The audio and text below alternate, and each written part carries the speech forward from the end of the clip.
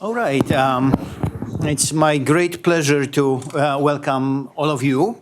This is a director's seminar, and I'm the director. I'm Grzegorz Ekiert. I'm a professor of government, and I have the privilege of running the Center for European Studies. Now, this is also a very special week at Harvard, where all the centers are organizing a wide variety of events concerning different parts of the world. So if you are free, you have time this week, walk around and you will see a lot of very interesting events going on. Now, it seems that we schedule this event many weeks ago, but we had a perfect timing, I think. Now, after the long struggle to defend the tribunal, the constitutional tribunal in Poland, today the judges appointed by peace issued 4 decisions making the takeover of the tribunal the done deal. And I think that Poland is today one big step closer to authoritarian rule. The judges voted that their unconstitutional position are fully constitutional, so there is no legal problem. There is no problem of rule of law. This is a very sad day for Poland. Now, political developments in Poland pose, as you all realize, a tremendous challenge to the European Union because they are against the founding principle of the Union and the most important political values of the Union. For the first time in its history, European Union now has 2 semi-authoritarian countries with anti-European policies as full members. I think this situation is much more difficult for the European Union than the last couple of crises we went through. This is much more difficult than economic crisis, the euro crisis. It's much more difficult to solve than the crisis of refugees. And Poland, for that matter, is sinking into self-inflicted isolation, marginalization, and peripheral position within Europe. So I think looking from the point of view of the European Union, it is a very challenging situation. Now, today we are going to discuss Poland's U-turn from liberal democracy and European integration. And, paradoxically, for the last 25 years, Poland was considered to be an unprecedented success story. Poland was the poster child of how democratic transition and consolidation can be done the right way. Poland was considered to be the best example of third-wave democratization after Spain and Portugal democratized in the 1970s. For the EU, this was the best example of how successful the enlargement policies were. And I think that what happened in Poland is a big puzzle. So what really happened in Poland? What are the causes of this U-turn? Why the Poles lost taste for democracy and Europe? Why we didn't predict it? What did we miss in our analysis of Polish politics and East European politics that we were really surprised by the events in Poland?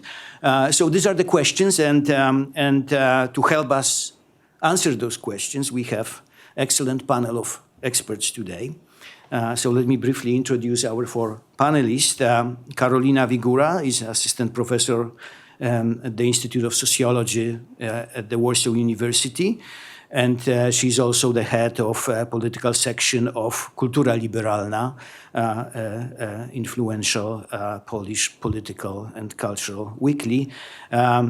She studied sociology and history of ideas both in Warsaw University and Ludwig Maximilian University in Munich.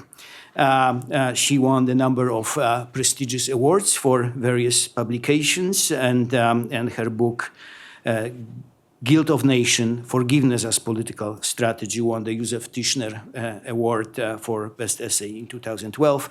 Carolina spent time in all the prestigious places around, St. Anthony's College at Oxford. She was the Marshall Memorial Fellow, Center for Human Sciences in Vienna. Our second panelist is Monika Nalepa. Monika is Associate Professor of Political Science at the University of Chicago. Her PhD comes from Columbia University. She was also the Academy Fellow here at Harvard. Her work focuses on transitional justice, parties, legislatures, and her book, Skeletons in the Closet, Transitional Justice in Post-Communist Europe, won a number of very prestigious awards. Monika published widely in most influential journals of political science. Brian Porter Such is Arthur Tarman Professor of History at the University of Michigan. He has his PhD from University of Wisconsin-Madison. Research interests focus on intellectual and cultural history of Eastern Europe, nations and nationalism, religion, economic and social history. He has written a number of books on Poland. Let me just mention three titles: Poland in the Modern World, Beyond Martyrdom, Faith and Fatherland, Catholicism, Modernity, and Poland, When Nationalists Began to Hate. He was the president of Polish Studies Associations from 2010 to 2016. And finally, Jan Kubik is the professor of Slavonic and East European Studies at the University College London and the former head of the School of Slavonic Studies. He now is back as a full-time professor of political science at Rutgers University. Jan's degree is in anthropology from Columbia University, and he is interested in issues of democratization, social movements, civil society, and political culture. Very influential books, The Power of Symbols and the Symbols of Power, on solidarity movement, and his recent book with Michael Bernhardt on commemorations of the end of communism, and the book we wrote together sometimes on protest and contention in Poland during the early years of transition. Now, before I turn the floor to our speakers, let me briefly say something about house rules. So our panelists will speak approximately for 12 to 15 minutes, and this presentation will follow with a discussion. This event is recorded, and if you ask the question, please do introduce yourself. I would like to mention the photography exhibit next door. When we finish, you are welcome to look at the photographs of protest events in Poland. And finally, I would like to thank you, the staff of the Center for European Studies, for all the hard work in organizing these events, and in particular to Rumi Denissen for all her work here. So we will proceed in the following order. So Brian will start first, then Carolina, Monika, and Jan.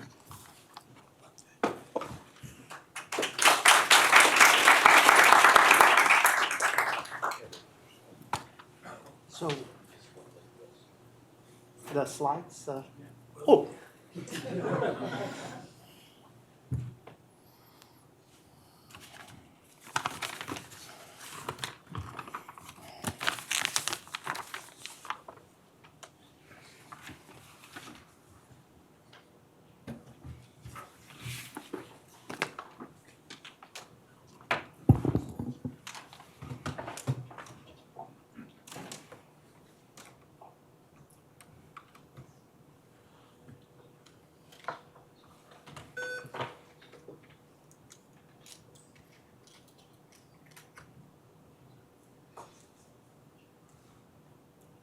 I'll turn it on the back. Okay, great.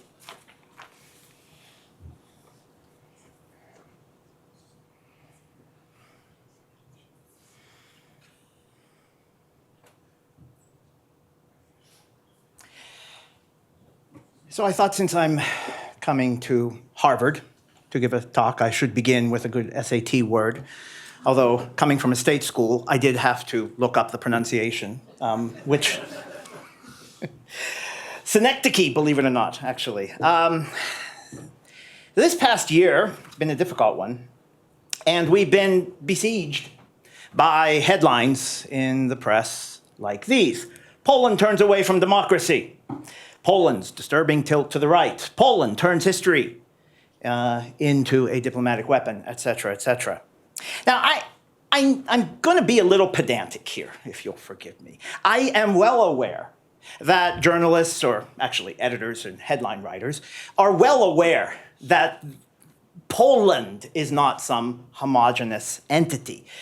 Significantly, the one in the bottom there actually shows a picture of an anti-peace demonstration, even as the headline says Poland is turning away from democracy. So I guess those are Poles demonstrating against Poles, which I guess is true.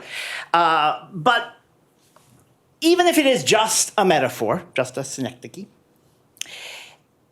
it's something that I think we should give some attention to and maybe watch ourselves a little more than we do.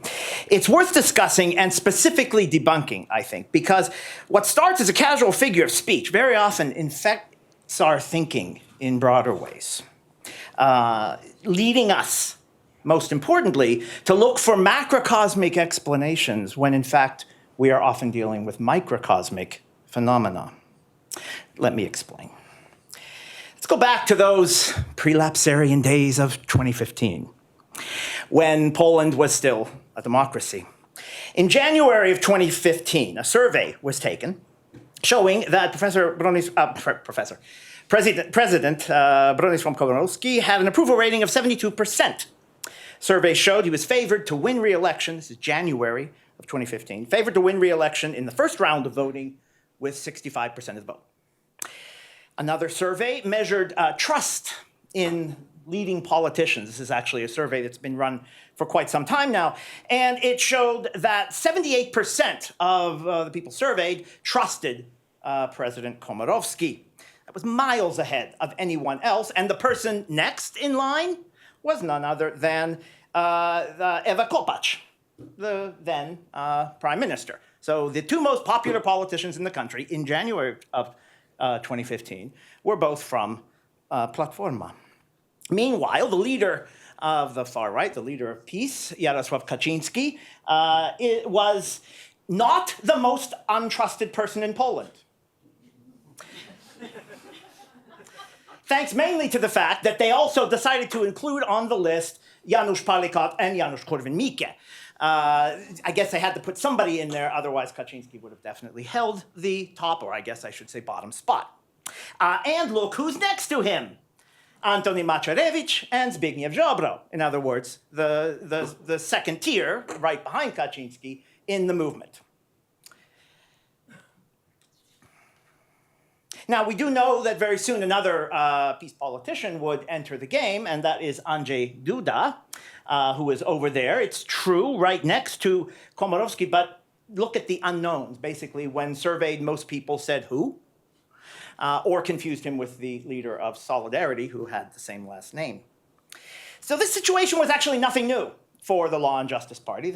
None of this was a surprise. None of this was unusual. If we look at the past decade, from 2007 to 2015, of course, the popularity of Law and Justice went up and down, but basically hovering around the 1/3 mark, more or less. Actually, if you average out that entire decade's worth of survey data, their average popularity is 23% popularity, although they peaked higher than that. Meanwhile, Civic Platform, that main center-right, center, ideologically amorphous, non-revolutionary governing party, I'm not sure what label to use for them, they averaged over the same time period 35% support, with peaks at election times going up to around 40%. Now, I'm sure, of course, you'll notice the declining popularity. There's certainly a trend line there, but an equally dramatic recovery leading up to the elections of 2015. Moreover, both their decline and their subsequent recovery can be explained largely by ebbs and flows of undecideds. In other words, there was a huge rush into the undecideds after the scandals. I think that's probably what happened, the scandals of 2014, and then flow back to support for Plataforma as the election neared.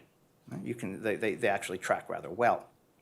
So all the other indications that we typically look for when trying to predict, and as a historian, I definitely should never do that, but I remember that I was teaching my modern Polish history class in the winter-spring semester of 2015, and the last day of class, I said historians should never predict. And I never do, generally. But I can say that I can make one prediction with absolute certainty. In 1 month's time, there'll be presidential elections in Poland, and the current incumbent President Komorowski is going to slide to victory without any problems. First and last prediction. In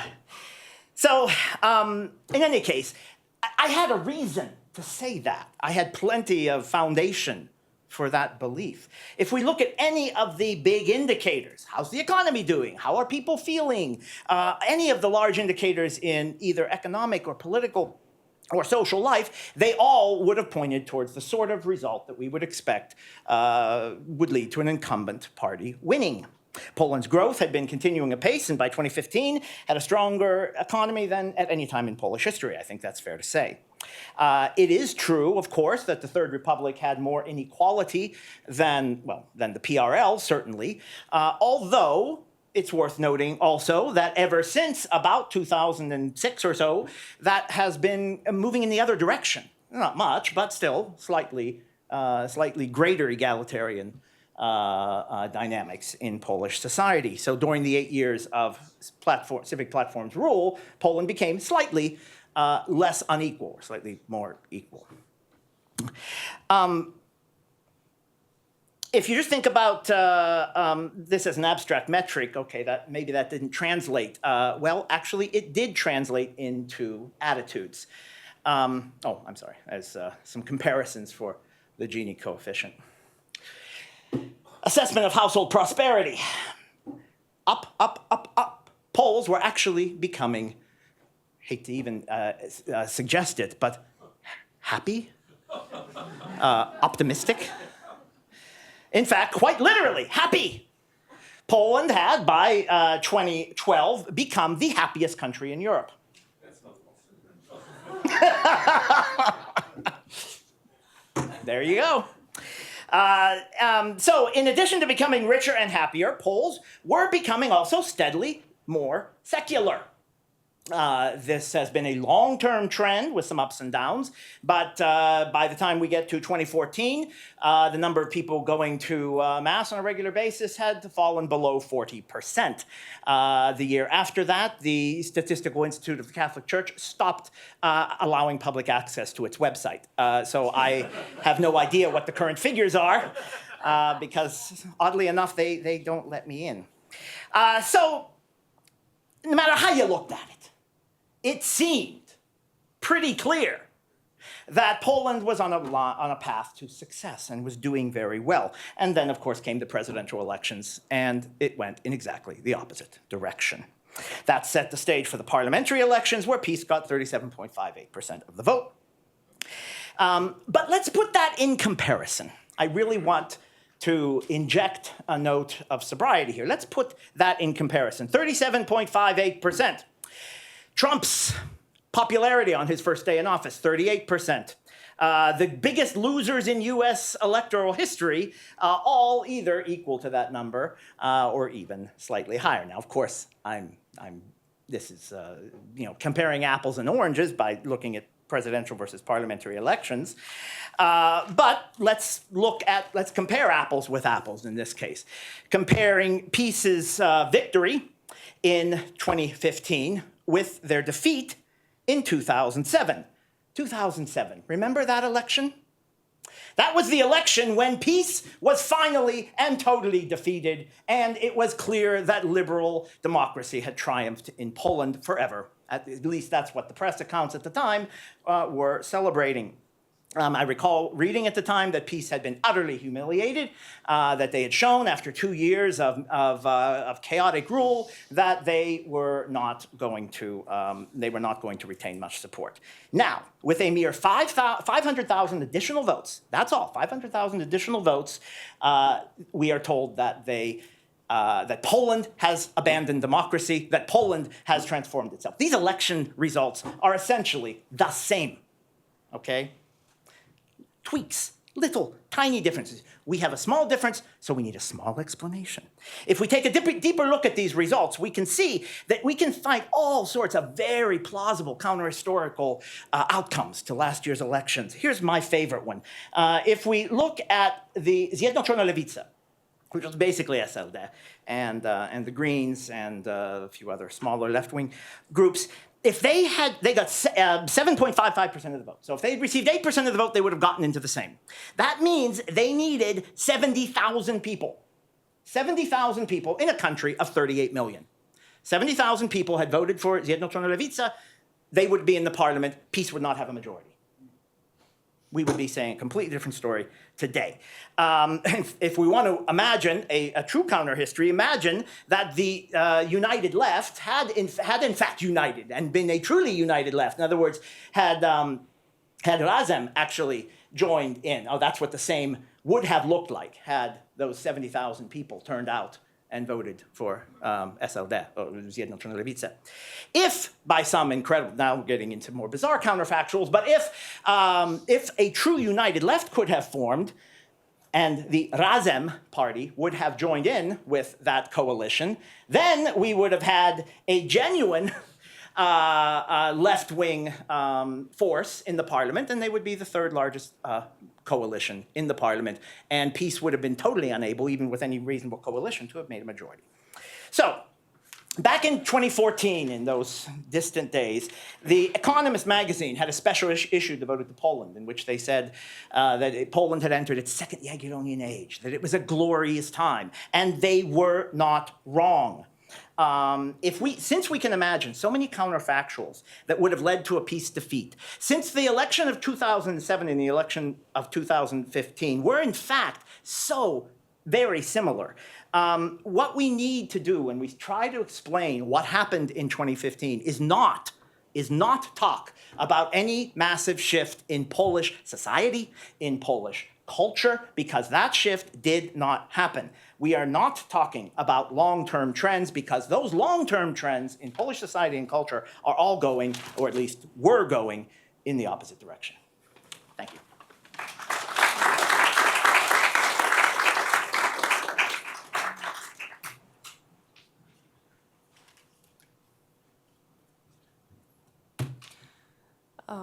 Good afternoon. Let me start with thanking very much for bringing me over from the other side of Atlantic to be here today. I'm delighted to be able to talk to you. My talk will continue on where Brian has ended by saying that it's actually not a particular shift in the Polish society that we have observed in 2015. But if it wasn't a particular shift, then how do we answer this question after 2 years of government of PiS, and after breaking the rule of law, after demolishing of the Constitutional Tribunal, etc., the popularity of PiS is stable with a tendency to growth. And this is, I think, crucial. Now, most of the explanations of the recent populist rise in Poland take into account the model of the democratic transformation. But a component that is missing, often missing from these explanations is such. They only rarely take into account that transition, democratic transition, concerns not only the institutions, the state institutions, the market institutions, etc., but also it is a collective psychological process. So we should take into account perhaps also these psychological collective phenomena that are happening to the societies. And then we can go beyond 1989 as the very beginning of the change that has been happening in the Polish society. Now, many explanations of what is happening to Poland and to similar countries in the region come back to such factors as the type and duration of the predecessor regime. So authoritarianism and totalitarianisms are mentioned as possible factors influencing the new defects in the Polish democracy. But another factor is usually not taken into account, and this is the long-term lack of sovereignty.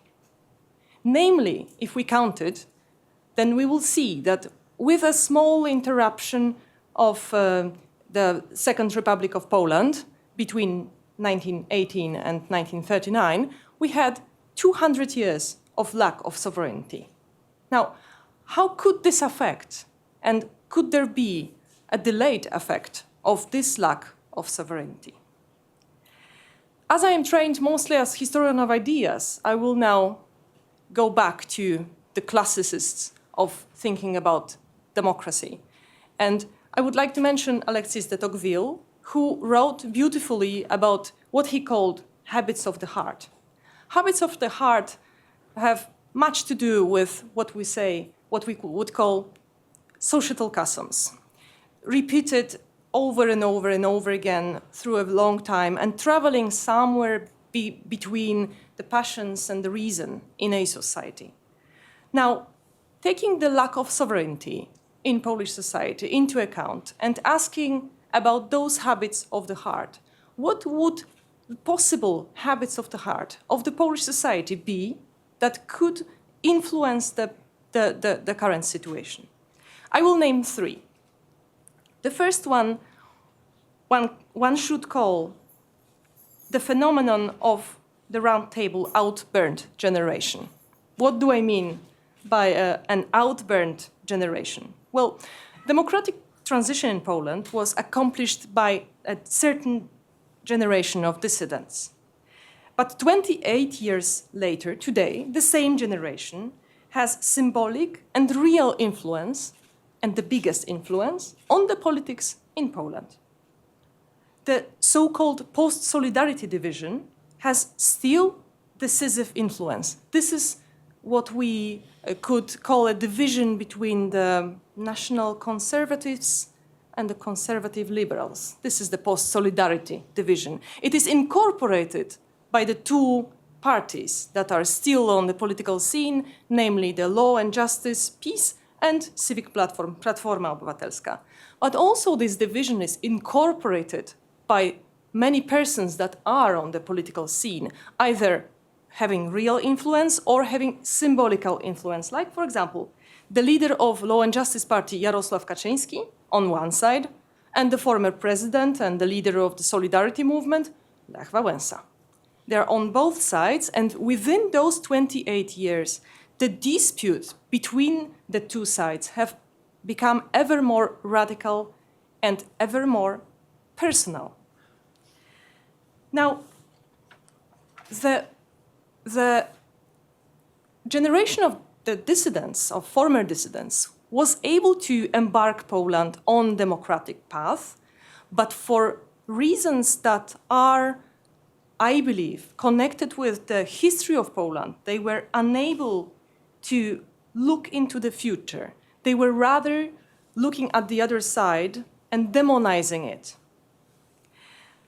Juliusz Mieroszewski, in his beautiful essay that was entitled Polish Futurology, wrote about two Polands that do not try to convince one another, but rather aim at annihilating each other.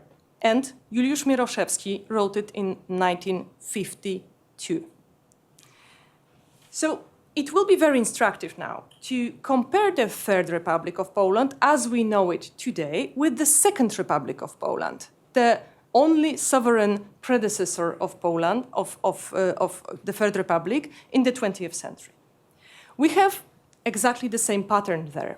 starting with euphoria of joint action, then turning into a disappointment, and then plunging into quarrels, and finally limiting democracy. This pattern shows that when we talk about the outburn generation of the Round Table, we don't actually talk about the age. We talk about experience. Now, let me just go back a little bit to Alexis de Tocqueville once again and how he wrote about the difference in passions between democratic society and generations that were born in a democratic society and those generations that underwent a revolution. And he wrote very clearly that the passions differ and that the people who were born in democracy have milder passions.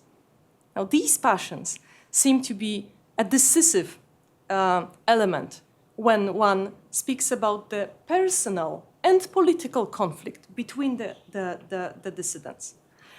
To understand that, one has to go back to some of the arguments that were uttered by Mr. Kaczynski for over and over again for the last 30 years, namely that he was talking about the Round Table Compromise from 1989 as a rotten compromise, over and over again. So he would repeat that the compromise should have had, from the very, very beginning, only a tactical character, and it should have been abandoned as soon as possible. But as it hadn't been abandoned, it spoiled the whole public life in Poland. Let me just quote Mr. Kaczynski from the book The Alphabet of the Kaczynski Brothers. The question of the journalist is as follows: in which moment your disagreement become fundamental? This is a question about disagreement between Mr. Kaczynski and Adam Michnik, formerly dissident and now the editor-in-chief of liberal daily Gazeta Wyborcza. So in which moment your disagreement became fundamental? And Jarosław Kaczyński answered, I accuse Michnik of the fact that he did not treat the Round Table Compromise as a tactic compromise. And then Michnik engaged himself on the other side. He fought lustration, Polish tradition. He wanted Poland to melt in Europe. And this is our fundamental dispute. What a pity. So taking this into account, one might draw a conclusion that Kaczynski would not like to build a new Poland. He would actually like to return to 1989 and do it over again. This is exactly at the heart of his political project, I believe. Now, this was the first habit of the heart, connected with the generation of dissidents. But let me now turn to the second habit of the heart. We called it, with Jarosław Kuisz, the end of post-communist myth of the West. Now, the democratic transition in Poland was predominantly imitative. There was a certain popular, uncritical attitude towards Western European countries and the US. The people from behind the Iron Curtain believed they could extract themselves from impoverishment with Western tools. But it was not only about the Western tools connected with the state building or free market economy. Also, there was this idea that West is actually better from a moral point of view. Now, this myth came to an end. It has many reasons. Among the reasons one might mention, for example, the generational exchange. This is natural. Also, the fact that Poland has got much wealthier and has become actually a part of the West. And so the comparisons gained another spectrum. Many scandals connected, for example, with the presence of the CIA secret base in Warsaw, in Poland, was also led to a certain kind of disillusionment with the West. And last but not least, the reprimands of the European Commission about Poland's rule of law also didn't have much positive impact. Having good intentions of reminding Poland that actually it is now breaking the rule of law, the European Commission actually created a contrafactive effect on the side of the population. Now, Poland, by the time of 2014, when the main three goals of the transformation being democracy, free market economy, and integrating Poland with the Europe and NATO structures, Poland was in deep need of creating a vision of its identity once again. But the liberal elites didn't come up with such vision, and this created a vacuum in which peace was able to spread its hostile language, basically very hostile towards the West and the European Union. Now, the third habit of the heart is the opposition. In 2016, Grzegorz Schetyna, the leader of the civic platform PO party, announced that because peace is breaking the law, they, meaning Platforma Obywatelska, Civic Platform, and the Modern Party, they would form a kind of a total opposition that would oppose every action of the government. But if we see how the true state affairs looked like from the very beginning, from 2015, we will see that the total opposition was never the case. Because as Radosław Zubek counted, in 57% of voting in the parliament, the civic platform agreed completely with peace. So the total opposition remained only a rhetorical figure. And this is very important because it is not that total opposition is not present in Poland. It is present, but more as a habit than as a concrete strategy starting from 2015. One can point at two possible sources of this strategy and habit. First one is the political culture of the Third Republic itself. One can draw the process of becoming of the source of this total opposition as early as 1997 to 2001, when we had the government of Jerzy Buzek. And in the opposition, there was the United Left Alliance, Democratic Left Alliance, SLD, led by Leszek Miller, who had exactly this idea of a total opposition, although he didn't use the word as far as I know. But also we could draw the beginning of the total opposition even further to the past. It is actually an echo of a division between us and them. We know this division very, very well from the time of our lack of sovereignty, because it was always them who took the decisions we didn't want. So it was them, the Russians, or them, the Prussians, or them, the USSR, etc., or the communists that were sent by them. It was always us, the people, and them. Now, this division between the total opposition and the government is actually also an echo of this very long-term habit in the Polish society. Thank you very much.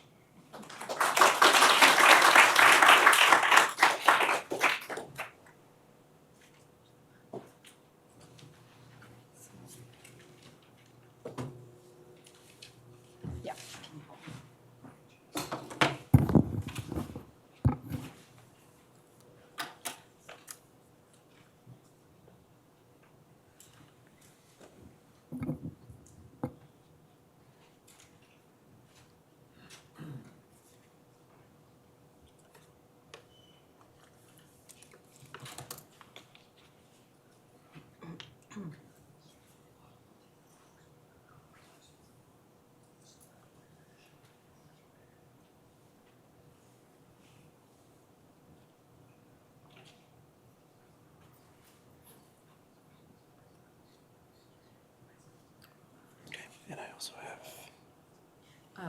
Yeah, that's going to be at the end, though. Yeah. Thanks. All right. It's not up there. No. Okay. Well, thank you very much for coming here, and thank you very much for the invitation, Grzegorz. It's a pleasure to be back at Harvard. I am going to be talking about Poland and the Crossroads from the perspective of an institutionalist, and I think it's actually really useful to have this presentation after Brian's, because what I hope you'll get out of it is, although maybe the difference was indeed just 500,000 votes between the elections in 2007 and 2015, once you actually include the perspective of institutions, you will see that a lot has changed in that time. So as soon as this presentation comes up, I will be making the argument that in that time, and actually even before that, Polish institutions experienced this majoritarian shift in legislative executive elections, which allowed PiS, once it came to power, to actually completely exploit the power it had to its advantage in a way that would not have been possible had it come to power earlier. So I'm going to describe this majoritarian shift in 3 stages. The first is going to be focusing on recorded voting, the second focusing on the electoral system, and the third focusing on agenda setting. And I hope that the part on agenda setting is actually going to help shed light on a fact that Karolina mentioned with the, 53% of the vote that PO agreed with PiS? 57, even more. So again, if you have control over agenda setting, that 57% can actually not mean a whole lot, because, and if I have more time, and I was actually supposed to start the timer for myself, I can also talk about the role of transitional justice or lack thereof, and how this led to the inevitable judiciary reform that Kaczyński started upon coming to power. So what is this majoritarian shift in legislative executive relations? It's essentially the path observed in the formal and especially informal rules governing the Sejm, or the Polish parliament, from free mandates of individual MPs and very weak parties to an agenda-setting cartel that uses the party in the legislature as an extension of party in government. What this means essentially is that once you are able to form a cabinet, such as PiS formed in 2015, as PO formed early in 2007 and 2011, you turn the legislature as an extension of your authoritarian power. And PiS's dominance of all branches of government has been a long time in the making. The institutions allowing for this swift takeover have been in place at least a decade prior to 2015, and they are recorded voting, in place since 1997 or even from 1993, which strengthened party discipline. The personal vote and OLPR electoral system, which has been in place since 1991, and technically is actually supposed to contribute to weaker parties, but instead it gave party leaders the incentives to recruit members who are ideologically like them and create parties that are very cohesive, and I'll show you some evidence to that effect. And finally, the 1997 change in speakership rules. So empowering the Marszałek of the Sejm, the Speaker of the House, and giving him dictatorial power essentially over setting the agenda and deciding what legislative proposals to accept on the floor and which ones to reject. So let's start with some quotes. These are the only 2 quotes that I'm going to show in this presentation. So the first comes from Hanna Suchocka, who I had the pleasure to interview in March 2014 when she came to Chicago. And she describes the contractual Sejm, so the 1989 Sejm that brought together both members of the former opposition, so the dissidents that sat at the round table, as well as the communists and successor communists. And she says in those days, every important vote in the Sejm was a lottery. You couldn't even rely on intuition to predict the outcome. I remember sitting opposite the dashboard displaying the voting results and thinking, will we lose and will we win? And contrast this with the impressions given to me by Wiesław Tchórzewski, the disciplinary ombudsman of PiS, who explained that the ombudsman mandates discipline actually only 5% of the time, and it's an efficiency measure when there's no time for a caucus meeting. But voting is always regulated. Given limited plenary time and the sheer volume of bills, a bill coordinator prepares a cheat sheet instructing every MP how to vote. And that cheat sheet is sufficient to ensure unity. Discipline ensures compliance the remaining 5% of the time. So from a situation where MPs actually voted how they wanted, the Polish Sejm has moved to a situation where every vote is mandated by discipline, or actually by even the anticipation of discipline, or the anticipation of what will happen to an MP if he violates how his party is voting at that time. So here's some illustrative evidence. And also in his the later part of his interview, Tchórzewski just explained that actually agreeing with the party 60% of the time is enough to vote with it 100% of the time. So these are maps based on roll call votes using a technique political scientists call ideal point estimation. And what you can see here are these dots over here are individual MPs and how they voted. The sort of conglomerations of dots are parties. And basically, this is an attempt to take all the roll call votes and place these parties in a two or sometimes more dimensional space. And what you're looking for here is how close these dots are together. If the dots are together close, that means the party is disciplined. If they're far apart, it means it's not very disciplined or cohesive. And also, you're looking for where these parties are situated vis-a-vis each other. The first thing I'm going to say is that according to the standing rules of the Sejm, these maps should not exist, because voting should not have been recorded in the Sejm to begin with. According to the standing rules of the Sejm, in order to actually record a roll call vote, an MP should have proposed a roll call vote that should have been supported by 15 other MPs, and a decision to have a roll call vote should have been voted on before it was actually taken. So how do we have these roll call votes? Well,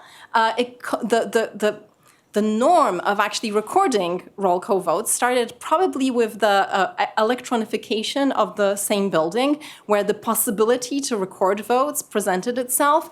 And from 1993, those votes were recorded. They were just not revealed to everybody. But what successively followed is party leaders would contact the legislative bureau of the Sejm, asking how their MPs voted so that they could actually mete out discipline. And the archivists eventually got kind of bored with this and just threw all the roll call votes on the web. So now any political scientist can just collect them. And every single vote started to be recorded, giving enormous power to the hands of party leaders, which they used. This is the next term, the fourth term. You see that there are very few parties that are undisciplined now, maybe just Samoobrona over here. Although the political space, the political voting space in the Sejm is still two-dimensional, which does show that there are the main issue of difference is not the opposition and the government, as we see in very, very disciplined and established democracies. But we're getting there. This is the fifth term, and here in the sixth term, this is after PO comes to power. One thing you see is that the ruling coalition now, PO, PSL, is very close together. Peace is on the exact opposite side, and the issue of difference is basically unidimensional. So there are almost no votes that will there are almost no votes on which PO and Peace will vote together in the sixth Sejm. Okay, so that's how that's a very brief summary of how party discipline became established. But that's not all to produce strong parties. Another thing that is needed is cohesive parties, so actually MPs who will ideologically agree together. And this is something that the electoral system in Poland actually is not supposed to facilitate, because in the Polish PR system, voters get to vote not only for party lists, which are pre-ranked by party leaders, and the party leaders' ranking determines the priority of entering the legislature, but actually the voters determine the order with which MPs enter the legislature. So whatever the list is, whoever is the number one position on the number two, if voters think that the person ranked number 17 is the best, then that person will have priority in entering the legislature. So this phenomenon is known in political science as the personal vote. And what it's supposed to do is actually take power away from party leaders and allow voters to actually control and hold accountable their own representatives. But what we've shown, and this is with collaborative work with Royce Carroll of the University of Essex, is that actually, despite the fact that under all PR rules, leaders cannot discipline party members as easily as in CLPR, so closed list party proportional representation, leaders anticipating this higher cost of discipline have started recruiting members that will vote like them because they agree with them ideologically. So instead of recruiting whoever will get us elected into the legislature, and then dealing with potential insubordination, both PO and PiS are new model parties in that they have started that. Basically, somewhere around 2005, they started recruiting ideologically similar members to themselves. And over time, this has contributed not only to strong parties, namely parties that have a strong leadership, but also to cohesive parties. And this is some evidence, this time, coming from co-sponsorship behavior. Okay, so these distributions here are distributions characterizing how often members of different parties co-sponsor bills together. And we treat this as more reliable evidence of actual preferences of MPs than roll call voting, which I just showed you is heavily influenced by discipline. So this is the third term, 1997 to 2001. What you see that particularly here in the middle, there are a lot of overlapping distributions. PSL, SKL, and other parties that are not shown here are frequently co-sponsoring bills together. But this ends, although it's still visible in term 4, you still see that a little bit, but by term 6, so the term of PO, PSL, SLD, and PiS, these parties will never co-sponsor bills together. So they're very different. And another thing that is characteristic is that these distributions are very tall and spiked, meaning that they basically only co-sponsor legislation with each other. So they've grown cohesive, strong, disciplined, and different from the opposition, polarized, if you will. And finally, agenda setting. So this is basically the final straw in the majoritarian shift. Because of the sheer volume of legislation and because of limited plenary time, legislation cannot originate on the floor, as it did actually in the contractual same. I have other evidence from interviews with MPs that were in that contractual same that describe how basically legislative proposals were literally written on the floor of the same. Not so anymore. Now, regardless of where legislation is written, it has to be sent to the speaker, so the marszałek, who then basically decides whether or not or how to place it on the agenda. And in 1997, after AWS, the first post-solidarity coalition, came to power, it realized that its party organization is actually much weaker than the successor communist SLD, which was at that time the biggest threat and the opposition. So they decided that this SLD opposition could actually interfere with AWS's attempt to govern, and they decided to monopolize agenda-setting power in the hands of the speaker. This idea, it was fundamental to basically allow them to implement their programs. So the way they did it is that they passed a succession of changes to the standing rules of the same, where the term presidium, which used to be the speaker and 4 vice speakers from different parties, was replaced in the same standing rules with the term speaker. And what this allowed the ruling coalition, AWS, to do is to basically have control over which items will be placed on the agenda and voted on and which will not be placed on the agenda, but for instance, sent to a committee chaired by a member of your own party, or frozen. So there's this term, sending legislation to the freezer, which essentially means burying it for up to 3 years or more and not allowing it to ever see the light of the legislative agenda. So this is some illustrative evidence. This is a figure showing the proportion of bill that made it actually to a vote broken by the bill's sponsor. And the only thing that I would draw your attention, and this is by cabinet. So it starts with AWS here, where still a significant number of bills sponsored by the opposition could actually make it to a final vote. So this is not whether they passed or not, but just whether they made it to a final vote. And by the time PiS is in power, in 2005, essentially, this is actually the period when PiS ruled by itself. So this is after the breakup of the coalition with SRP and LPR.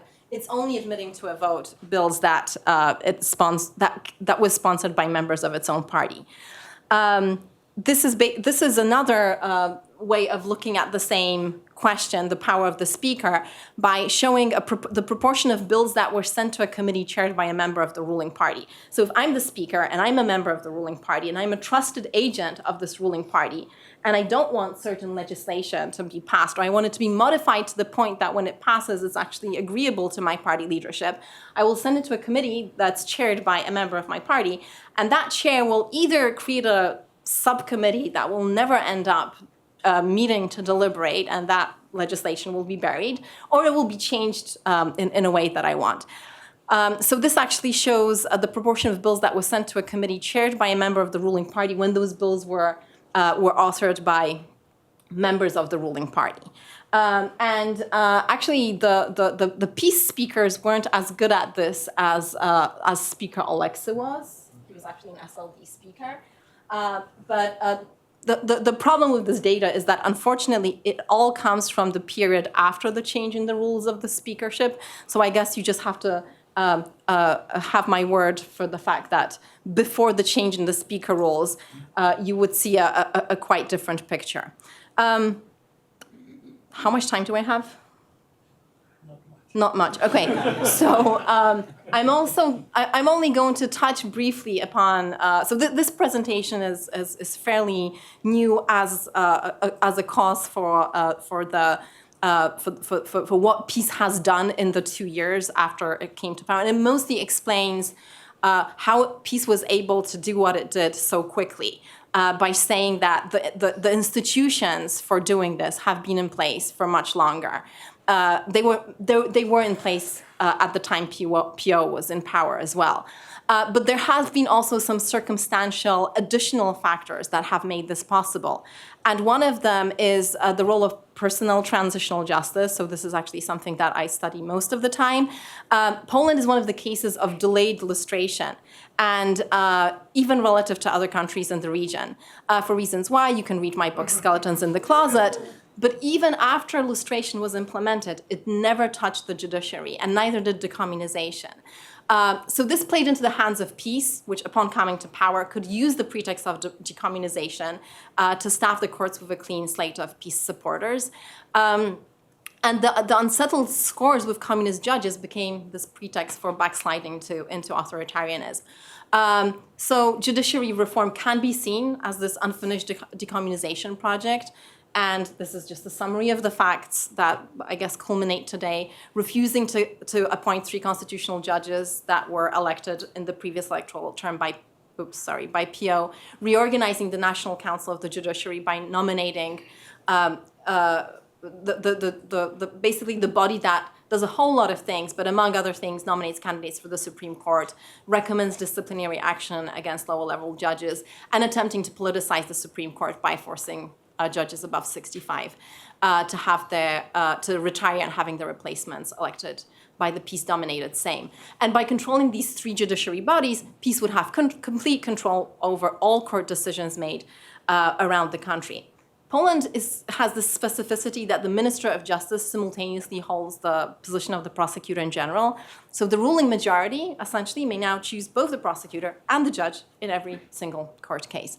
So I'll end there. Thank you.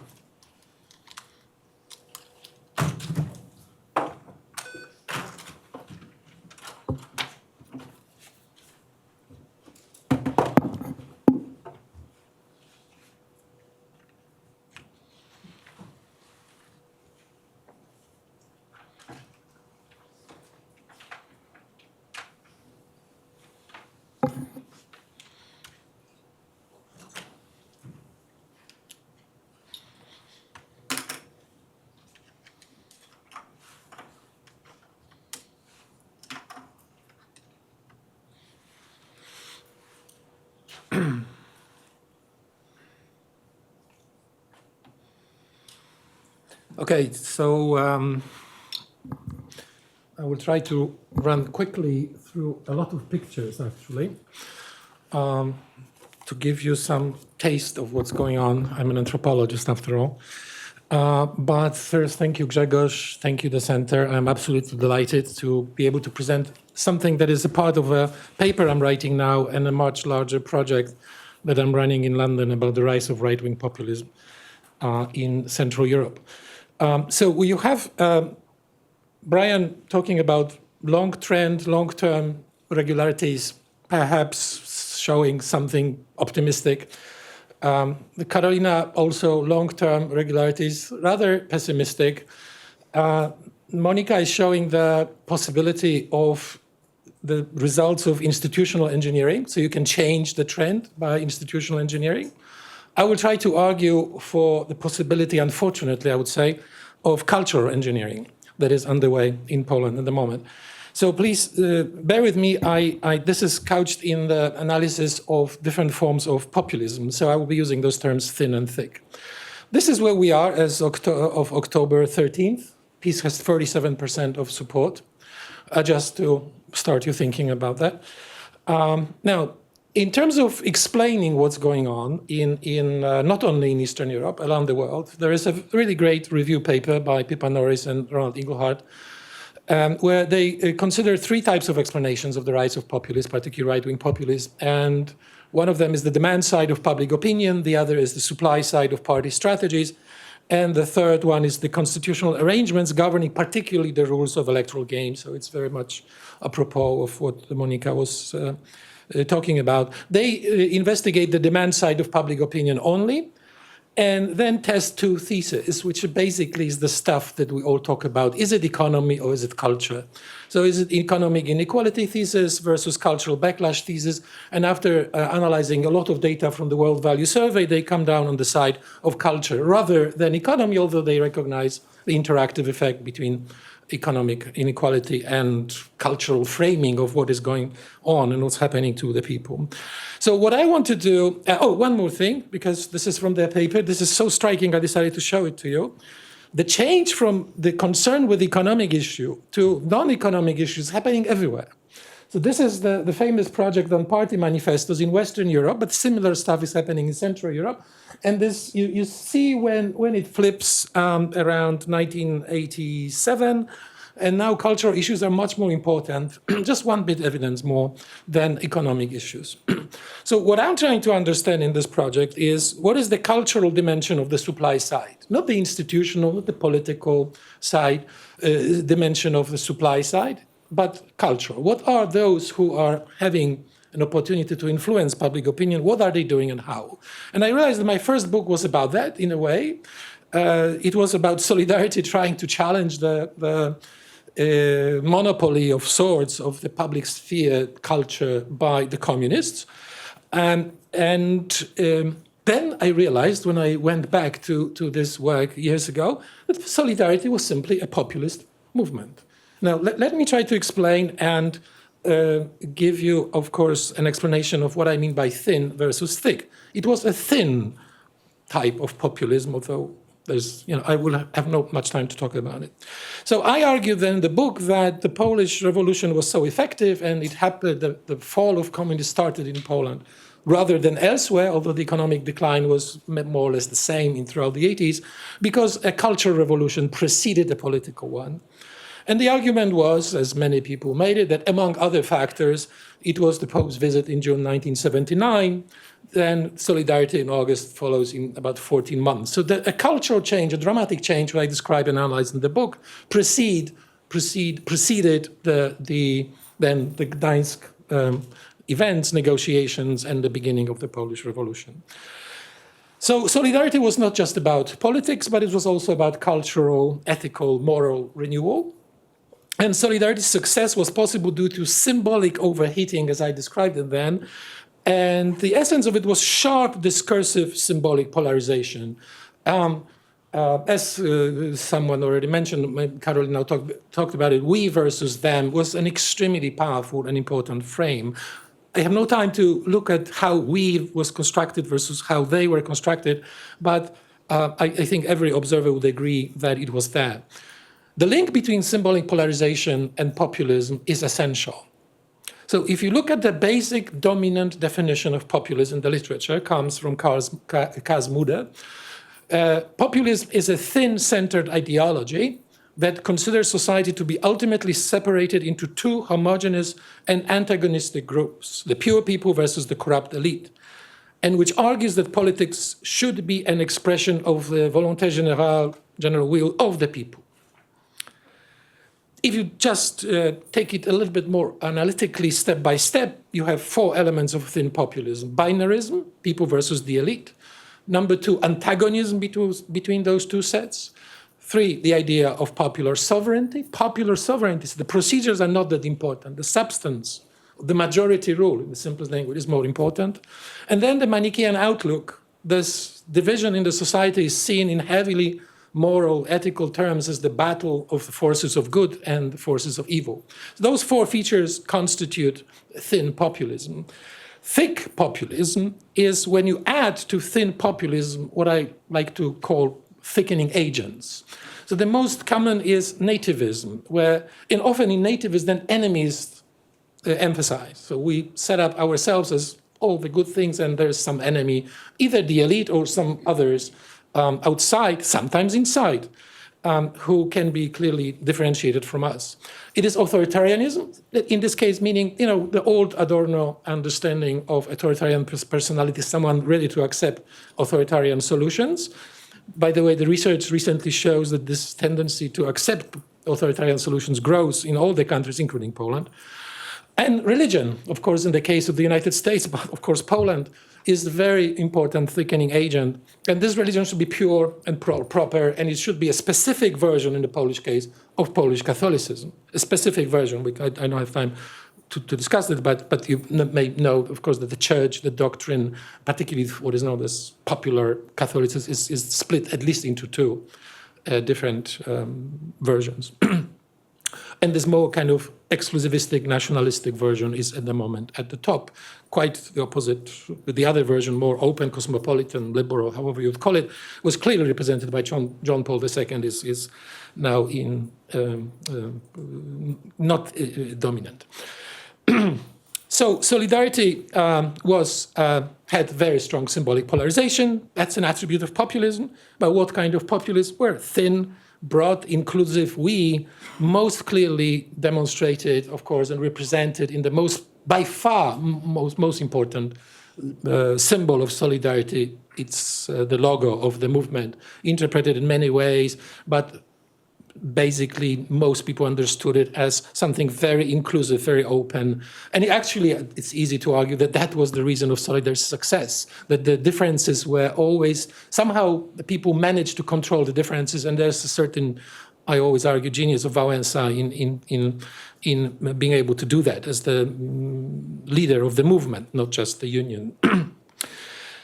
Very quickly, this is a very important point from Kazmude and Rovira Kaldwasser. There's a thin little book, also thin, introduction to one of those Oxford short introductions to populism. Very useful, very, very much recommended. And they observe simply that populism and polarization can work differently depending on the when and where. And particularly if you think about the process of democratization, and this is the graph taken from their book. If you look here, if you move from full authoritarianism, populism can help. It is a positive impact of populism, but I would argue thin populism is better than thick. I have no time to develop this thought. Negative impact is if the liberal democracy is threatened and the process of de-democratization begins or it continues. And I would argue that thick populism is particularly dangerous for liberal democracy. So thin populism, very good to organize against authoritarianism. Thick populism, particularly dangerous when you have liberal democracy. And now our study, so examples. We look at the exemplifications, looking at symbols, visual symbols, the visual sphere, particularly of solidarity versus what's happening now. And we're trying to argue that what you see in solidarity was thin, relatively thin symbolism compared to much thicker symbolism of those nationalistically and in a specific way religious form of right-wing populism. Not only in peace, but also in those other movements that are outflanking peace on the right. So to give you the sense, I will not be able to go through all the examples, but one of the clearest examples that we like to use as the simplest exemplification of thickening is the monument in Poznań. This is to commemorate the 1956 workers' revolt. I suspect most of you, if not all of you, know what it is all about. I have no time to talk about it. In 1981, in the window of opportunity, 25th anniversary, the monument is erected. I have to go very quickly through this. 25 years later, in 2006, there's another celebration, ceremony in Poznań, and the monument is amended before that celebration. This is how it is amended. The old monument, the one created in 81, was for freedom, law, and bread, June 1956. Before 2006, they added "and for God." So now, this is the essence of the arguments. Those who will see these symbols as theirs need to accept all those attributes. That's the essence of thickening, that, in a slightly technical term of semiotics, as the connotation thickens, the notation becomes broader, and the other way around. So the more attributes you have, the narrower the set of referenced objects. Now, what are the referenced objects? Are different visions of a nation as imagined community. So if you have a very simple symbol like the black and white, red and white flag, only that, different sub-communities, discursive communities, having different images of what the nation is, so different imagined communities, can see all of them agree that that's ours. If you add additional symbolic elements, you keep narrowing that, and then fewer and fewer groups can identify this potentially with such a symbol. So here you have, for example, people who are secular, atheists, and they will be kind of turned off. In common iconography, we're now trying to go through the archives also. There's very little evidence that religion was used there than in any religious elements figured clearly or prominently in those events in Poznań then. But the people were singing religious hymns, no doubt about it. But I cannot still find evidence of religious icons, although there were one but much fewer than those kind of general demands that were then shown in the first version of the monument. Now, the cross, very quickly. Can you imagine the story, you can see the story of thickening. I'll take you through a few quick steps. This is the 1980, right outside of the famous Gate 2 of the Lenin shipyard. People are planting first the wooden cross. This is roughly the spot where the monument stands now to commemorate the fallen workers killed by the communists in 1970. We interpret it as reclaiming the space. People who say we are Catholics, we want that space to be ours. This is where we want to be together, away from communism. We want to reclaim some terrain for ourselves in this godless country. This is Auschwitz and the famous controversy over the crosses, where again, you may know the story. I have no time to go through the whole story. The key element is this. This is the holy ground for the Jews. This is where Jewish remains are buried.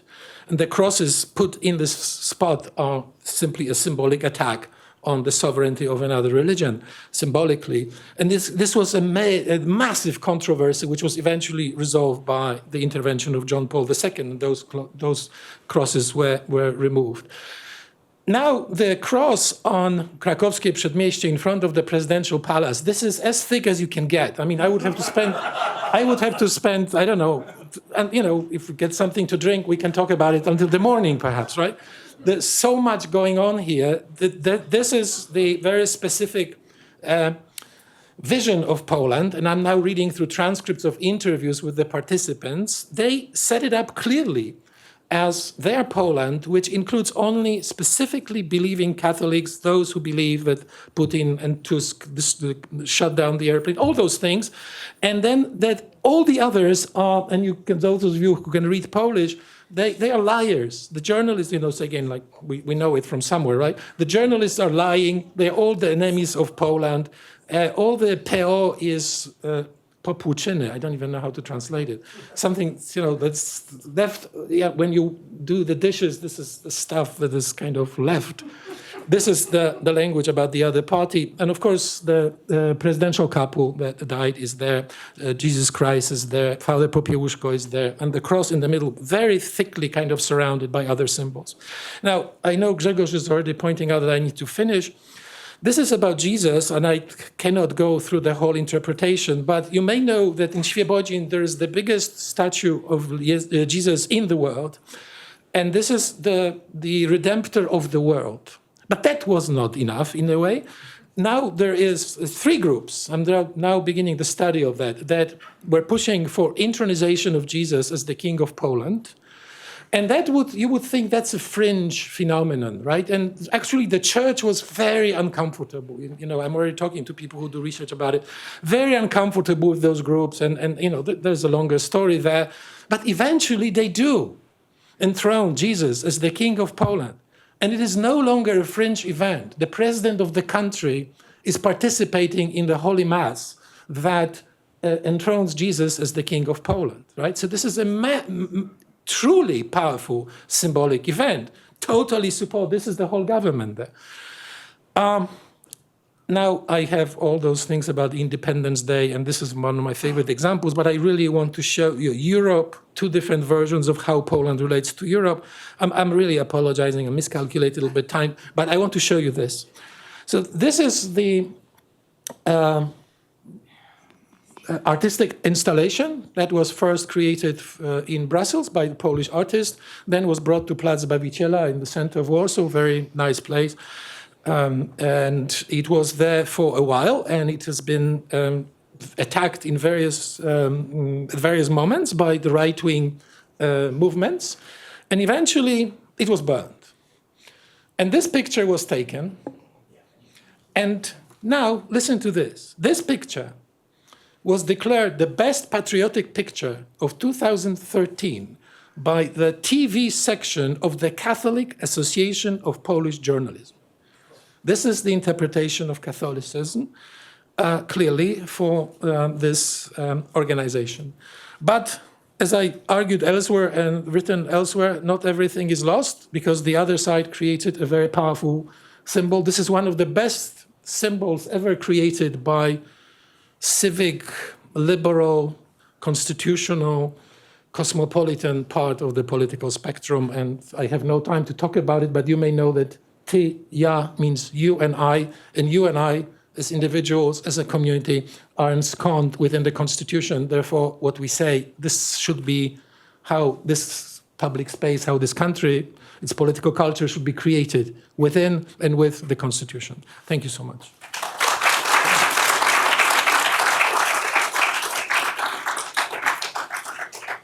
Okay, so let me invite the panelists to the table, and we still have approximately half an hour for discussion.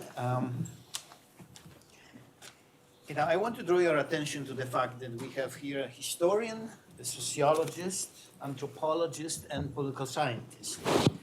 And the most optimistic person in the panel is historian. I think that's just temperamental, not disciplinary. Okay, all right.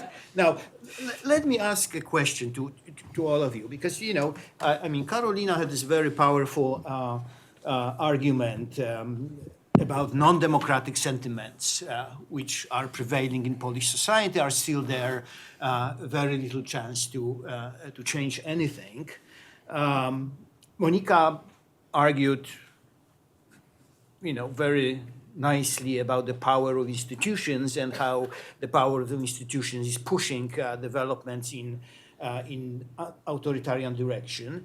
Jan is showing thickening of populism, which sounds like really terrible news. So if I know that we don't like predicting anything, but how optimistic or how pessimistic you are thinking about what's going to happen in Poland in coming years? Do you think that there is a way out of the current situation, given how you think about this, or that we can only expect the miracle of some sort of another, as through polls, that they take us away from the real totalitarian/authoritarian direction? Just to sharpen the discussion and to give us the taste of how would you think about the future? Right. I guess there is a disciplinary optimism involved. As a historian, I'm very optimistic. Communism only lasted 40 years. We only have 38 to go. That's not so bad. No, I'm deeply, deeply pessimistic. I think that, I wrote a blog post 2 months ago now, in which I said, "Is this the end?" And I really am not actively keeping the blog up anymore, that I was writing all of the last year and a half. I think we are in for long-term authoritarian rule in Poland. I think that what's happened in Hungary is where Poland will be in a few years. And I think everything I said in my talk today allowed me to be optimistic because I only talked about the period up to the election. And my point was simply that this election and this victory was not driven by a groundswell of authoritarianism in Poland among Poles in some sort of broad sense. It was, and this is where I think my talk and the way I think about this problem dovetails very nicely with what Monica was saying, is that this is about a party that it was entirely extraordinarily disciplined and extraordinarily effective at showing that if they want to do something, they will do it, and there is no way to stop them. They are, I believe, I'll put it this way, prediction, I'll give a prediction, but I'll give a sort of qualified sort of thing we can look out for. Next year, right, we have local government elections in Poland, 2018. Okay. If peace does well in the large urban areas of Poland, that will be a sign that the election has been stolen, right? Peace does not have support in Warsaw, in Poznań, in Gdańsk, in order to succeed there, barring some extraordinary transformation over the course of the next year. And if those elections do go for peace in the big cities, that means the elections will have been stolen. At that point, the opposition will only have one choice in front of them. They move into extra-parliamentary resistance, which is very frightening, or they give up and just accept that this is peace's country now. And and so my prediction is that we have a year to see how far peace will go, but that's all up to peace. It's not up to anybody else except Jarosław Kaczyński. If optimists have this kind of that counts for optimism in Poland today, I think. Yeah. Karolina. Well, thank you very much for this question. A crucial word in my answer is the word vacuum. Vacuum is what I associate with the liberal elites in Poland, because it is decisive how the liberal elites act now in Poland. It is, in some respect, not as important what peace does. It is more important what the liberal opposition does. And now, let me talk a little bit about it.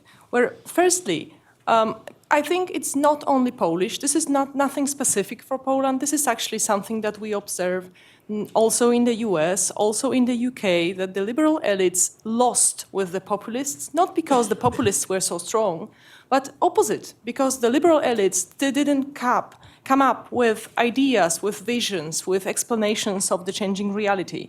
So we can speak about the crisis of liberalism as ideology. We can speak about change of liberalism into a kind of rhetorical figure.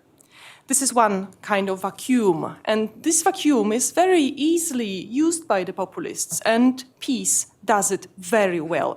It has been extremely successful in convincing the voters that they should fear the predecessors, that should fear Platforma Obywatelska, civic platform, because this is just a bunch of corrupted people who do not care for the state, etc., etc. Now, another kind of vacuum is that we have had also in Poland, again, in Poland as in the West and in the rest of the Western democratic countries, a crisis of liberal democratic state model. Poland was and is in deep need of reforms: judiciary reform, civil service reform, reprivatization scandal. Again, liberal elites do not and did not come with ideas how to answer to the frustrations of the citizens, and they kept basically answering that the frustration is not rational and emotions are not rational, and if they are not rational, then it is just doesn't have any sense to work with those emotions and frustrations. So what I would like to say is that the diagnosis of peace is very often correct. And the diagnosis is different than the solution. The solution is mostly populist, anarchistic. It is aimed at subordination of various institutions to one party, centralization, etc., etc. So basically, this is the road to authoritarianism. But as long as the liberal elites do not understand that diagnosis of peace is in most respects correct, we will not have a change. And so the wave of populism will not turn. Thank you. Monika, what do you think? Thanks. So I might be in a minority here, but I don't actually think of PiS as a populist party for all the reasons that I showed above. I do think that it's a party that makes very good use of populist strategies, and I don't think anybody has talked here about the two populist programs of Apartment Plus and 500 Plus, which are basically cash handouts in the case of 500 Plus for every child beyond one. And Apartment Plus is basically an apartment program for middle-income families. So I think that if there's fear pushing people to vote for PiS, it's fear of losing those handouts. And those are strategies that may be interpreted as populist, as clientelist.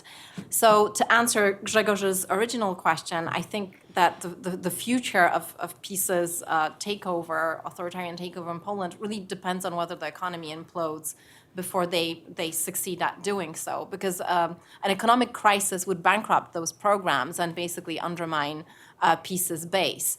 I also, with terror, look at the local government elections for two reasons.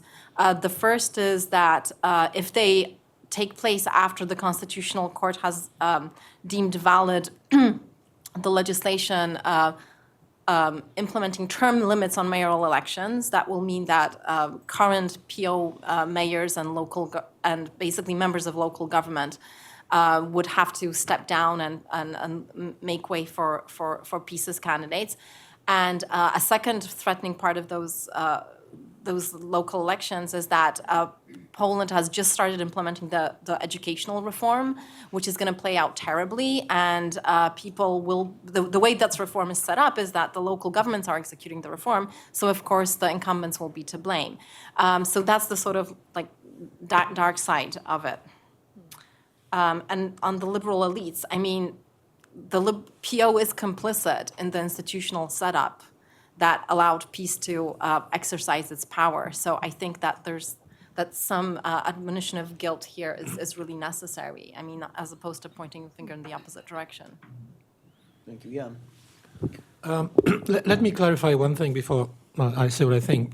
Please remember my definition of populism. It has nothing to do with handing money, which goes against, there's another definition of populism, which means give money away. So populism, my definition, is a specific ideology. money can be handed over by just anybody, but when it is done by a right-wing populist party, money comes together with ideology, with symbols, ideas, and so on. So the package of that money matters. So people who accept the money are also, those guys are interesting. They're saying this and that, and we will be pure Poles. There will be no Jews. There will be no Muslims, and we'll have our money. It will be a fantastic country. So that mix is deadly. Now, if Poland and Hungary, this is very important to understand. In Hungary, the populist revolution brought Orban to power. Then Orban created what is most aptly described as a mafia state. So you have populist revolution creating mafia state. None of this exists in Poland. None of those two elements. There was no populist revolution as Brian particularly clearly demonstrated. It was just a fluke. The left. The first discussions I had about the elections, I said, in the presence of people representing left parties, I said to them, you screwed up Poland. You split, and this is the result of what's happening. And they was, no, we are good people. On the other hand, the PO, Walking Dead, they were zombies. He had this, Komorowski had this lead in January, and then he didn't do anything. I have never seen a political campaign that bad. Never. Yeah. So this is what happens. So those kind of events matter. Now, very quickly, this hope and also possible disaster is very briefly in three areas: institutions, and Monica talked about it. If they're beginning to take over a school program, so the machinery of indoctrination is beginning to be set up. Second is culture. And Poland is, as you have in this exhibition, in the state of culture war. It's about 50-50. So it is not not everything is lost, but everything, of course, depends on whether the other side can find symbols and frames that will unite them and keep them together, which is extremely difficult. We were both in Poland in the summer, and the Nowoczesna, the right, sort of liberal right, pro-capitalist party, and people on the left, they said they don't want to talk to each other. But, so that's not good, because there are not enough of all of them. And PO is still Walking Dead. So I wrote in Poland some newspapers, the PO should dissolve itself. Just forget, disappear, get lost, and let's start afresh. So that's how those divisions will articulate themselves, what institutional cultural vehicles they will have. That's an open question, but I was slightly optimistic looking at young people, particularly young women, and this is in the summer. And so the third element is societal mobilization. And the demonstrations in July were reason for some hope, modest hope. And I think that particularly my hope is with women. We didn't talk about it. The peace backed off from trying to impose more stringent abortion regulation because of enormous wave of demonstrations in March 2016 particularly. And they are, my reading of Kaczynski is he doesn't want to touch it. He knows, and although he is an ideologue. He is charismatic, aesthetic. He's not corrupt, but he has a vision. But he's surrounded by political gangsters who are ready to exploit this any way they want. But there's also some ideological zealots around him who wants to push this stricter laws infringing or limiting or basically eliminating women's reproductive rights. And he doesn't want it because he knows, my interpretation, that this may be the area where he will lose. So we'll see. Okay. I don't know if he's optimistic or what. All right. Let me open the floor for questions and comments, and because we have very few minutes left, please be concise. Professor Spolk. I have a question relating to the role of Polish perceptions of how Poland is treated by the outside world, by its neighbors, by Europe, by the world. To what extent the feeling that there is a feeling that Poles are not really properly valued, appreciated, or that they are, but anyway, the role of external factors in Polish internal self-perception. And in this connection, I will have one longer sentence. Don't be nervous, I'm finishing. Namely, we have both Poles and Hungarians having a similar problem. And Poles and Hungarians happen to have the image of themselves as great victims under empires, but also as superpowers for most of their history. After all, Poles have been in Moscow longer than Napoleon. Hungarians... That's not saying much. Hungarians also were doing great things. So the question, the external perception of the outside world influencing internal policy. Professor Elliott. Yeah, my question is related to the one you just heard. It's less concerned with perception than with possible influence. We hear from time to time about what the EU may or may not do, threats it may or may not make or enforce. At what point will this be game over for the EU? Mm-hmm. Marcin Kiranowski, Nikolaus Copernicus University in Poland. I would like to ask for a global picture. What happens in Poland is not only specific for Poland. You mentioned Hungary. Trump was also mentioned somewhere there. But these are not the only countries that are turning into, let's say, the kind of an authoritarian rule or possible authoritarian rule and ways of nationalism. How would you see Poland and what can come up out of the present situation in a global perspective? That would be the question for the panelists.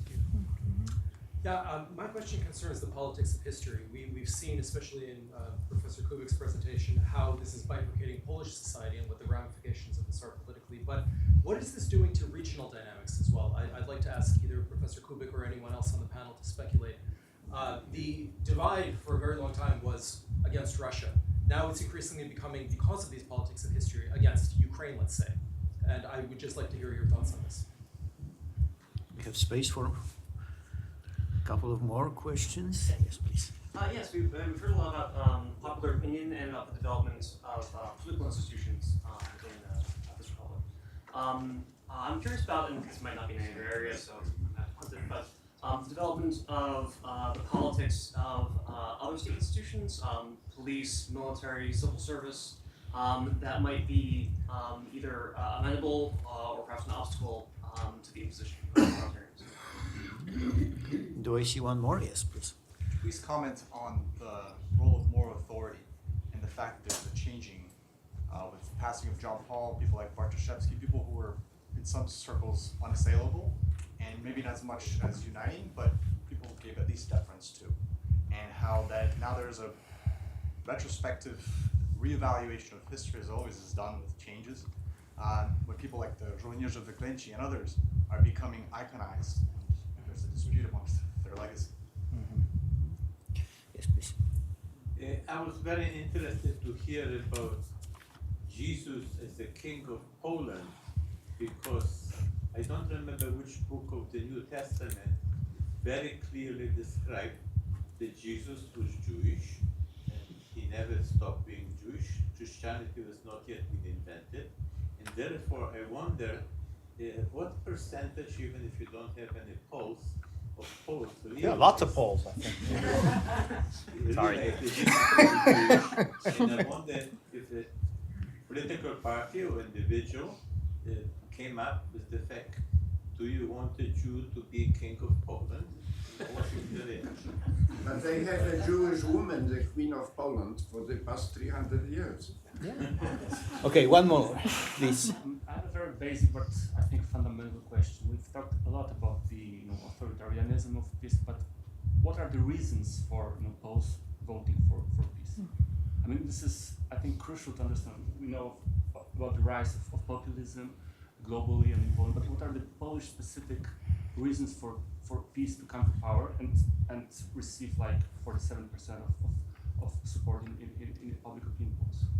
Okay, great. So let's go back to the panel maybe in the same order. Okay. Ryan. And we'll be here till the morning.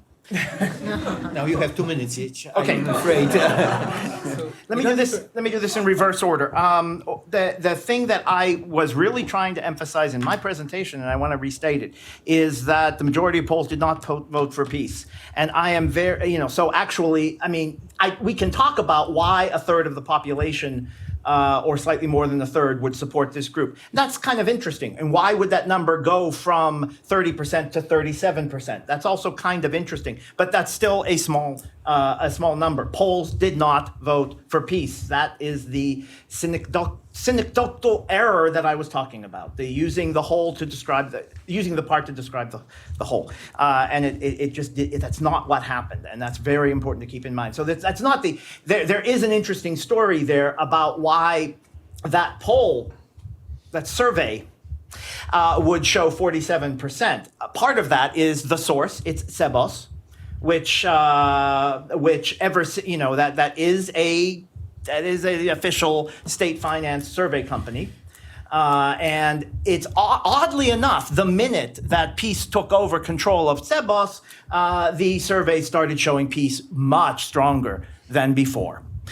So I would view any survey by Sebos as with at least some skepticism. They still have a professionalized staff, and I do believe that there are still a lot of people there trying to do really good work, but I think we need to compare their surveys with that of other polling organizations, and when we do, we find that peace's support is at least 5% lower than what Sebos tends to show.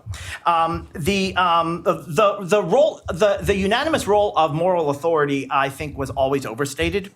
That is, John Paul II was, of course, an absolute moral authority as long as you didn't ask him what morality you're talking about, he was a unanimous evocation.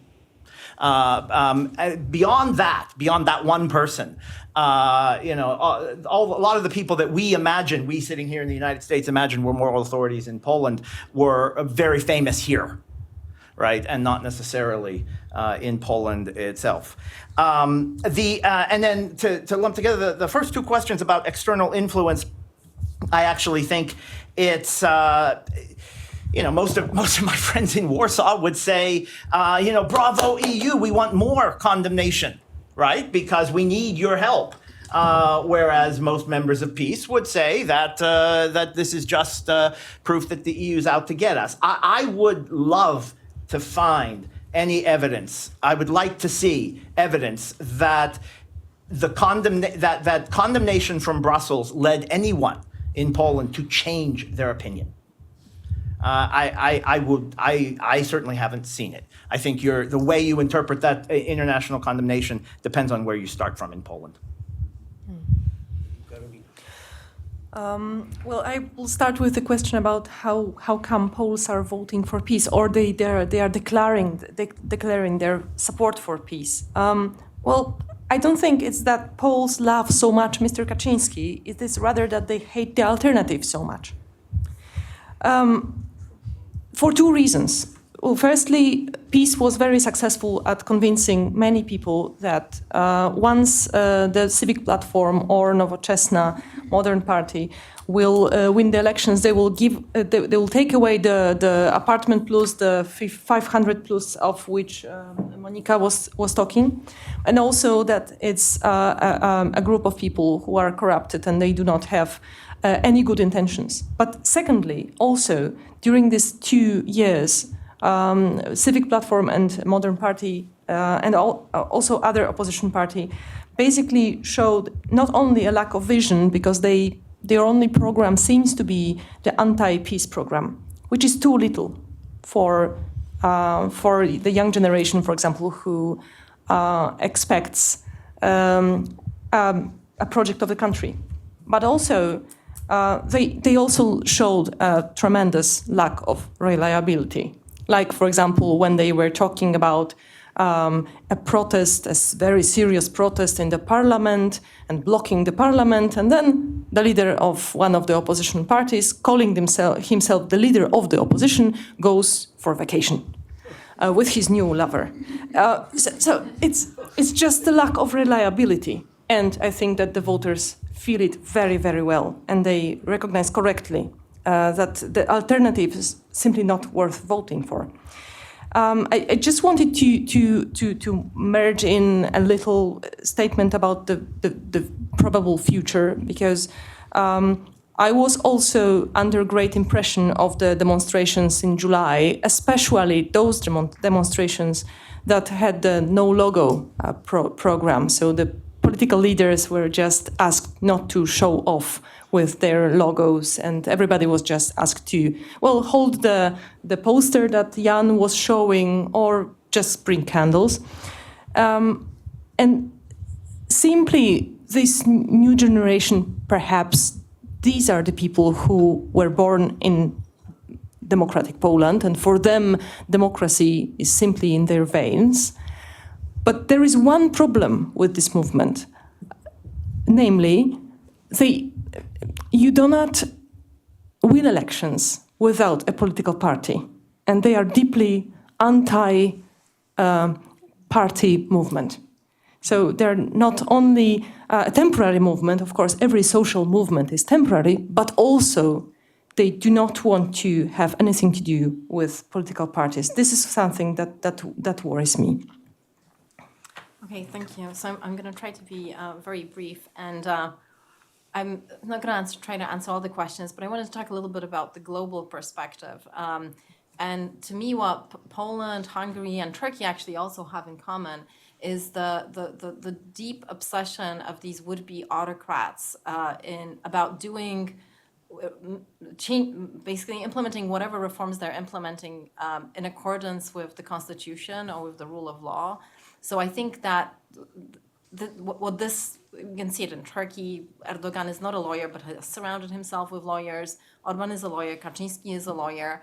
I mean, strength-wise, these figures have the ability to basically turn their countries into autocracies, but somehow they are trying to do that in accordance with the law. And I think that's, in a sense, more scary because the changes are so subtle that they're barely detectable. When I was in Poland in July during the protests, one of the amazing things, this kind of answers the question about the influence of the EU. The protests were happening because the bill reforming the Supreme Court was proposed and went through 3 readings over the course of one parliamentary session. So over the course of 3 days, legislation that nobody had even seen before in the form of proposal went through the entire legislative process. So something that can take months or sometimes even years, if it's a bill from the opposition, was just implemented through this accelerated process. The EU responded with saying that it will make the consideration of what just happened in Poland an accelerated procedure and will have an answer in 6 weeks. I mean, this was just laughable from the streets of Poland, where you could just see this EU moving slow as ever, and in the meantime, PiS was implementing one legal change after another in this lightning speed. I think that we have sort of like more of a hybrid authoritarian regime period ahead of us, but it doesn't mean that it's less scary, because I think that sort of like pinpointing to the exact moment when, okay, it's not a democracy anymore, will be even harder. Jan, you are on borrowed time. Really? How much do I need to borrow? I need to borrow more. Well, this is absolutely terrific questions. I think in those 8 questions, we have the whole fantastic seminar on all important dimensions. So let me go through this, unfortunately, very quickly, because I do not have enough money to borrow more time. About perceptions of Poland, how Poland is treated. It is, again, I think that the common theme through a lot of answers will be polarization. For some people, think that Poland is treated really, really badly, and they are, let's put it this way, indoctrinated intensely by PiS. Some people would disagree with that, and there was actually, before 2015, a growing kind of optimism about the improving position of Poland and prestige of Poland in the world. So polarization, except for one thing. When PiS decided to vote against Tusk's second term, that backfired. That really dramatically backfired, and the people were upset, thinking, well, you don't do this kind of thing to a fellow Pole. This was clearly shown in the polls. influence of what EU may do or may not do. I will just this is a very important question, but my friend and colleague at Rutgers, Dan Kellerman, who is the very, very good expert on those things and writes about EU also in foreign affairs, have written over the last year or so a lot about that. And the EU simply, we all agree, should be much, much tougher and much more decisive. But for all kinds of reasons, mostly for all kinds of calculations of internal power balances and so on in various bodies of the EU, it's not happening. In terms of what it explains in the global picture, I just reviewed the article for my students with 10 different theories of the rise of right-wing populism and right-wing parties. You can take elements of each out of those 10 for every country. 4 or 5 will work in various combinations. So there doesn't seem to be a common pattern, except I think that there is something that I would, many people call exhaustion with politicians and exhaustion with what's called the traditional political field, kind of from the left to the right, because of all kinds of reasons, but most importantly, perhaps, of the collusion. What people see the collusion, the coalition, grand coalitions, like the German one, not between the left and the right, Social Democrats and the Christian Democrats. People just get nervous or upset that there's a lot of room for corruption because of insufficient checks and balances. So that is something that I think is certainly an important part of explanation. And something we didn't talk about, anti-foreigner or anti-refugee sentiments, which are constantly stoked by relentless rhetoric, particularly in Poland, where there's no issue really with that. And the anti-Muslim hysteria in this moment, kind of layered over various strands that exist in Polish culture of anti-Semitism, creates this kind of really an idea that only pure Poles can sufficiently defend themselves about the evils of today's modern world. And you may know that 2 weeks ago they were saying rosary. Hundreds of thousands of people were saying rosary at the Polish border. Yeah. I mean, we can interpret, they were saying, no, this is for peace in Poland and the world, but they were facing outward. And quite a few interpretations were saying, it is something about the anti-Muslim sentiment there, particularly that, of course, you invoke the myth of Poland being the bulwark against Islam historically, and then you play on this myth. The politics of history, then, I will not, this is huge. My last book is about it, so I would have to talk a lot about it. I cannot. The police and the military, I don't know anything about it, so I can talk about it. The military is completely decimated at the moment by the Minister Macierewicz, and this may have all kinds of strange repercussions in terms of professionalism and its ability to work with people in other armies of NATO and so on. The moral authority gone, completely gone. It's again polarization. There's no single person that could unite. As those people you mentioned were able to do. Jesus as the King of Poland, I'm working on those cultures that sort of are in the background of the rise of populism. So I'm rereading a lot of stuff on Polish folk Catholicism, popular Catholicism, a lot of good studies. About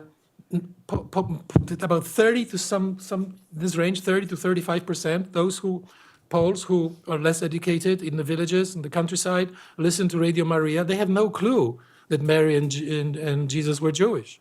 Right. If you would tell them that, then they may have a heart attack. This is a shocking news that would, and there's a they great were obviously exhibition. Polish. Of course they were. There's a great exhibition in the Ethnographic Museum in Warsaw about Polish folk Catholicism. Right now, I think it's still in. And you can read the descriptions of various kind of functioning legends and myths of Polish folk Catholicism. This is, Mary was the girl from the mountain, 2 mountains down the road, and something like that. Finally. Brian talked about it. They didn't win. They got 37%, and about 30 some of it was this very hard Radio Maria type of electorate, which they have, no doubt about it. This is very specific, interesting in some sense cultural formation, which needs to be understood perhaps better, but. It is not going to go away anytime soon, but it is only 30-some%. The key point is whether the other 70% will manage to get its act together politically. I'm afraid that we'll have many more opportunities to talk about Poland, unfortunately, in coming years. please join me to thank the members of the panel for this great discussion.